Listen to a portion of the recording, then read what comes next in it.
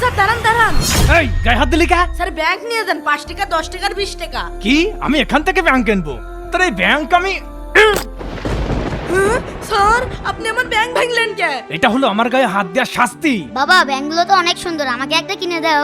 এই চুপ, তোর মাথা নষ্ট হয়েছে। ফুটপাত থেকে আমি ব্যাংক কিনবো? আমার কি টাকা পয়সার অভাব হয়েছে? ব্যাংক কিনবো বড় শপিং মল থেকে। চল।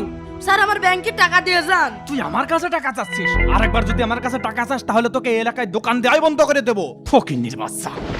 আমি এখন পরীক্ষার ফি দেব কিভাবে? ছোট ভাই 5 টাকা একটা ব্যাংক দাও তো। জি ভাই, এই নেন ভাই। আচ্ছা ঠিক আছে। সারাদিনে মাত্র 2টা ব্যাংক বিক্রি হয়েছে, এখনো 4টা ব্যাংক পড়েই আছে। আল্লাহ তুমি একটা ব্যবস্থা করো।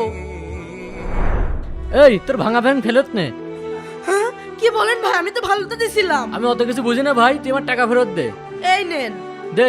সারাদিনে একটা বিক্রি করলাম তাও বলে ভাঙা। আরে এতগুলো টাকা! গরিব ছেলেটার অসহায়ত্ব দেখে রবিউল ভাই ব্যাংক ভেঙে তার ভিতরে টাকা ভরে দিলেন। মাশাআল্লাহ। বন্ধুরা, রবিউল ভাইয়ের জন্য এই ভিডিওতে 30,000 লাইক চাই, তাড়াতাড়ি লাইক করে দাও।